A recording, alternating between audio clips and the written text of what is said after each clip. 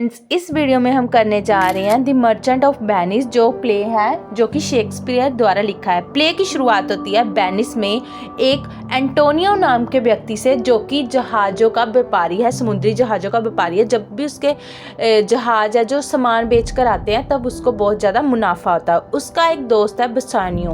बसानियो है जो वो एक लड़की पर्शिया से बहुत ज़्यादा प्यार करता है और उससे शादी करना चाहता है, और इसके लिए उसके पास पैसे नहीं है। वो लोन लेने के लिए अपने दोस्त एंटोनियो के पास आता है।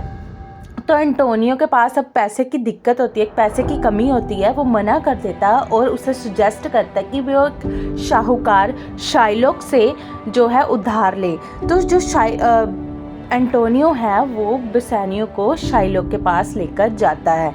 तो शाइलोक है वो 3000 डकेट्स है वो देने को राजी हो जाता है, पर वो बड़ी ही अजीब सी शर्त उसके सामने रखता है और उसको बोलता है कि मैं तुम्हें एक ही शर्त पर जो सारे 3000 डकेट्स दूंगा, अगर तुम मुझे मतलब कि अगर तुमने ये मुझे वापस नहीं किए तो तुम्हें अपने मांस का 1 पाउंड होता है जो अपने मांस का, वो मुझे देना होगा। तो एंटोनियो से वो साइन करवा लेता है कॉन्ट्रैक्ट पर।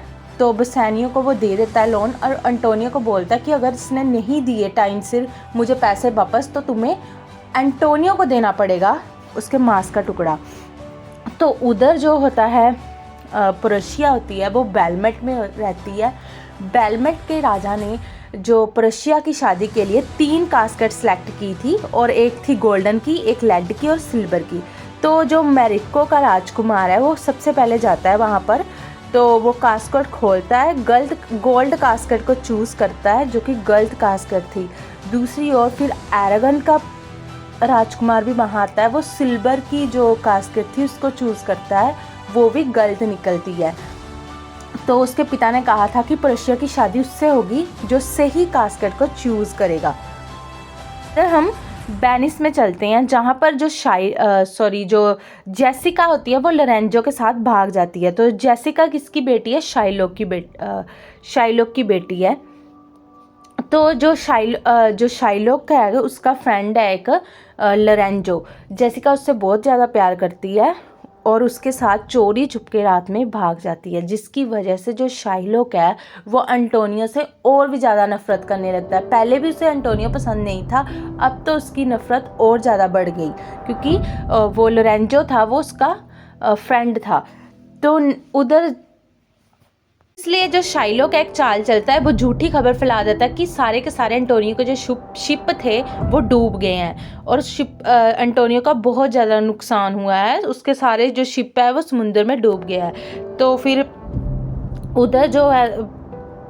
उधर दूसरी तरफ जो बसानियो गया होता है वेनिस में, वो पर्शिया के साथ मिलता है और पर्शिया को मिलता है। उसके बाद वो कास्केट चूज़ करता है लेड की। तो उस लेड की कास्केट से पर्शिया की पिक्चर निकलती है जो कि सही होती है।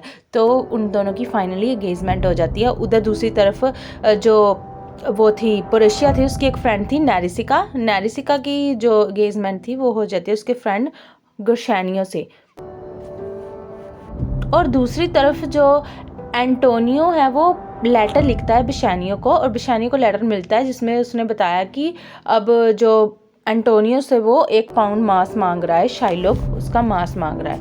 तो एंटोनियो तो बसानियो बोलता है कि वो उसको डबल चार्ज देगा, पर नहीं, शाइलोक नहीं मानता और वो जिद करता है मांस लेने की।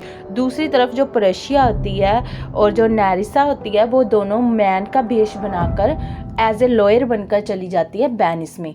तो वहाँ पर जो वेनिस का ड्यूक होता है वो जज होता है, और जो लॉयर बनकर आती है वो पर्शिया आती है। ठीक है, वो मैन के बेस में बनकर जाते हैं वहाँ पर वेनिस में।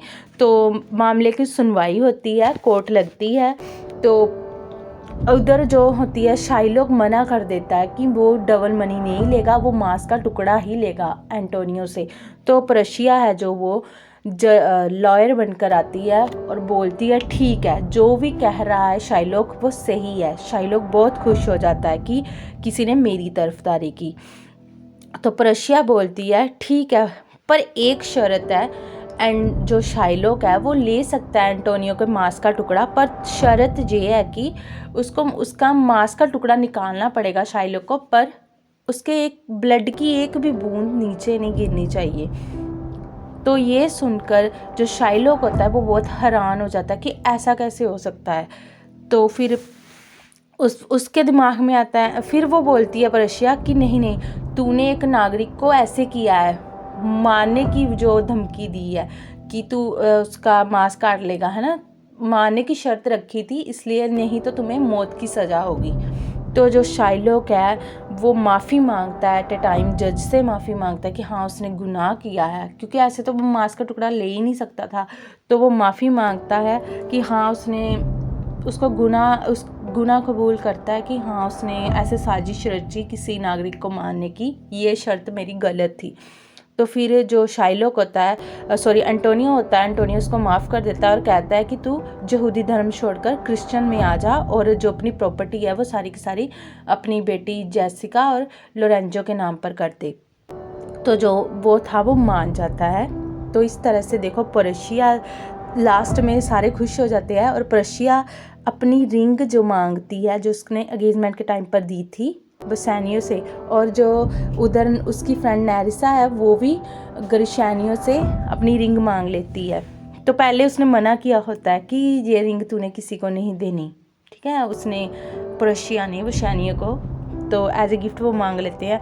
फिर लास्ट जो होता है प्ले का एंड यहाँ होता है, तीनों कपल होते हैं, उधर बसानियो और पर्शिया, उधर ग्रेशियो और नेरिसा, और लोरेंजो और जेसिका, इन तीनों कपल्स के साथ हैप्पी एंडिंग होती है प्ले की। और दूसरी तरफ जो शाइलोक होता है, एंटोनियो होता है, वो वापस वेनिस में आ जाते हैं और वापस वहाँ पर रहते हैं। Thank you for watching.